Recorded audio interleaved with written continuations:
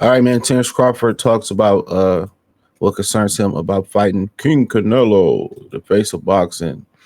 And you got people out here throwing out fake numbers about the pay per view that Canelo Alvarez and Berlanga did. Ninjas know them numbers; they ain't real. But let's talk about what Crawford speaking on what concerns him about fighting Canelo, and it seemed like probably that he ain't trying to fight Sebastian Fondor. So I mean, maybe that ship is sailed and Fondor stay champion, and possibly fight Errol Spence for the two belts. But we'll find out. What about another week or two? Um, let's see what Bud had to say. Fair use. Challenges does Canelo pose once you guys get in there? I don't know. I just think, his punching power and his physical size is the only thing that I really have to worry about. But who knows? Once we get in the ring, we don't know how I'll handle his punching power, his size. I've been fighting bigger guys my whole life, so I'm pretty familiar with. Challenges does Canelo pose hopefully what? So I mean, obviously, it's what we all think it is. You know what I'm saying? It's the size, it's the power, and that's all pretty much he needs. Um, Obviously, when a smaller guy moves up, his best attribute is usually his speed and his skills. Depending on the fighter, if he really got speed and skills. So, but yeah, that's the number one thing. Um, will he be able to take the physicality? It's just not about the power. You seen the Canelo fight versus Berlanga. He punched his arms. It's the clinches. It's the leaning on you. Uh, it's the body work. You know what I'm saying? You know, it's just the mental pressure that fighting the bigger guy.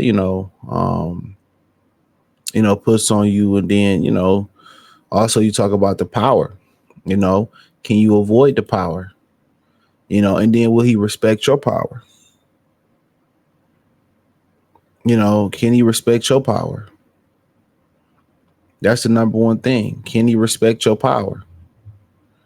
If he can't respect your power, then 9 times out of 10 he gonna walk through you. So his concerns are power, size, and size play. It goes into play.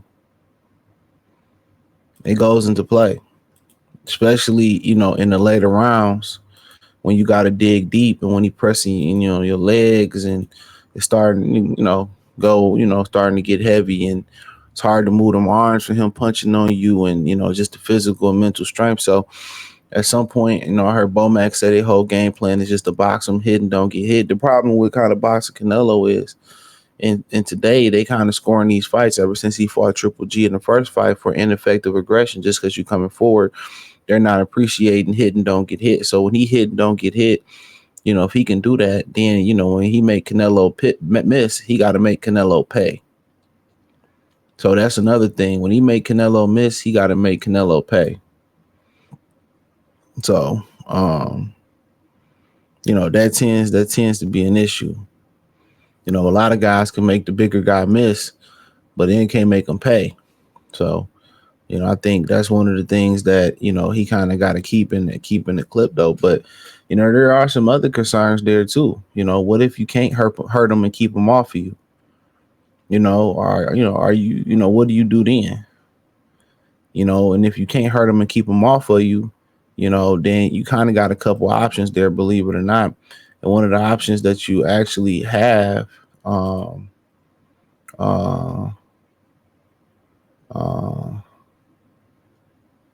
is either you gotta start throwing combinations, or you gotta start putting investments into the body. You got to start investing into the body. And if you can start to invest into the body, maybe you can slow them down. So I can't hurt you with one shot, then I got to hit you with 3 or 4. And then if that don't work, if I can't hurt you the way I really can't hurt you like that, then I got to try to, I got to try to hit you with counter punches, shots that you don't see coming. And hopefully those can get your attention and keep you off of me. So, you got to think about every scenario. And at the end of that, he said he'd been fighting bigger fighters his whole life. So some guys tend to fight bigger guys better. You know what I'm saying? But like I said before, it's a lot to ask somebody to jump up 2 weight classes. To go up there against Canelo when you're behind the 8 ball already. When you behind the 8 ball already.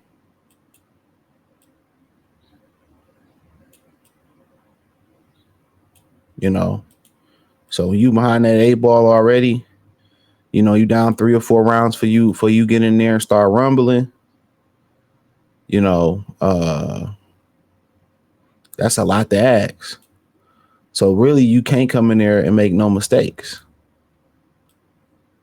Think about that. You can't come in there and make no mistakes. You can't get knocked down.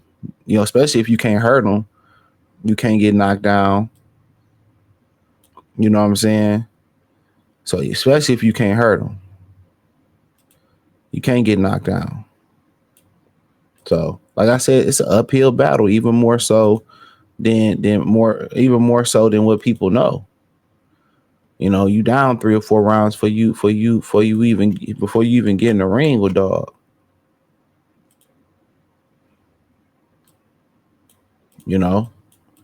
So of course he's gonna be confident, but most people already know it's about a payday. And for Canelo not wanting to take the fight at this point in my career, I don't want to take no risks. I want easy wins. I don't want to work for my wins. I don't want to exert too much energy. These are basically what Canelo is doing. Canelo is fighting semi exhibitions. That's what it boiled down to. Canelo is fighting semi exhibitions. Believe it or not, Canelo Alvarez is fighting semi exhibitions. That's what he's doing. These are semi expeditions, guys, that he's not gonna lose against. So it's safe fights. In his mind, fighting Crawford, I got everything to lose and nothing to gain other than the paycheck. And when you start making the money he make, it's all the same thing. It's all the same thing. So he just nickel and dime it. He just break it down to nickel and dime it, and that's what he'd do. So for Crawford, of course, this is a great retirement fight. It's a fight that no other fighter, around his weight class, can bring that type of payday. And if you win, he go down as one of the greatest fighters of all time. If Canelo win, you did what you were supposed to do. But a lot of people continue to say, guess what? He did what he's supposed to do versus Berlanga. But, he ain't trying to let no black fighter use him as a stepping stool. You know what I'm saying? Had to pull his teeth to fight Munguia. He ain't want to pass the torch to Munguia. So imagine passing the ultimate torch to Terence Crawford. He get in there, he beat you. No matter how unlikely as it seems, he get in there, he beat you. And now he considered one of the greatest fighters of all time off the opportunity you gave him. Even you beating him, you can't get that same opportunity. It's not about a O. It's not about a O. Let's keep it real. It's not about a O.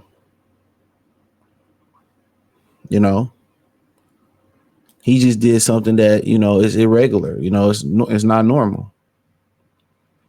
But it kind of sure seems that what Eddie Hearn and Turkey Al-Sheikh said, they assuming about Crawford, that the only fight he want is the Canelo Alvarez, and it's seeming that way. So it seemed like Munguia gonna keep, both his belts.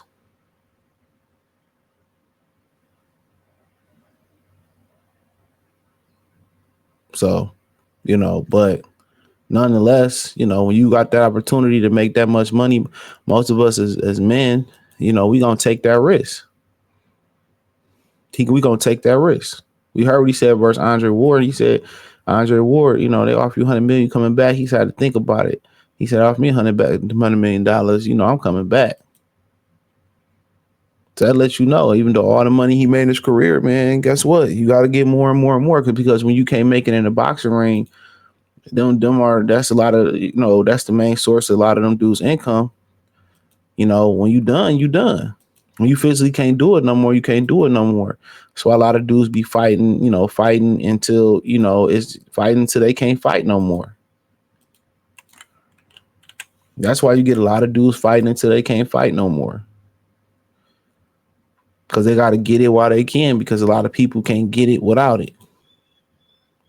So, you know, but yeah, it's all the. I mean, he is assuming some risk because he can get permanently damaged in there with Canelo.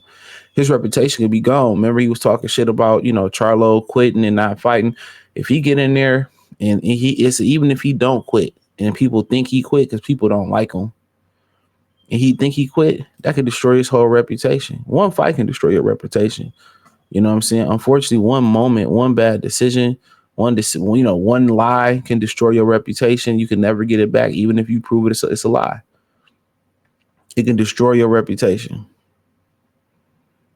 You know, and it's unfortunate. One moment, no matter, you could do a billion good things. This is why some people believe the devil be winning, evil be winning. You know, you look out in the world, it seems like everybody, you know, who doing things wrong, and everybody who hitting licks, and everybody who finessing people, scamming people. On the surface, it look like they winning. The corporate greed look like they winning.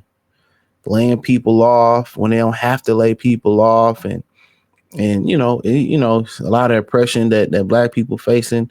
You know, it seemed like, yo, we losing, like they winning.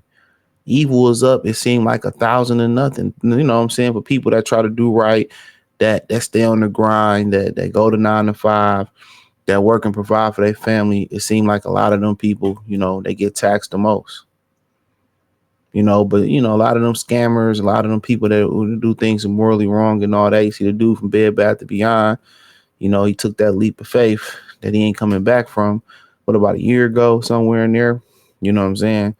And, you know, you don't know what people dealing with, you know, just because, you know, I talked about this yesterday. I talk about this all the time. I'm talking about karma.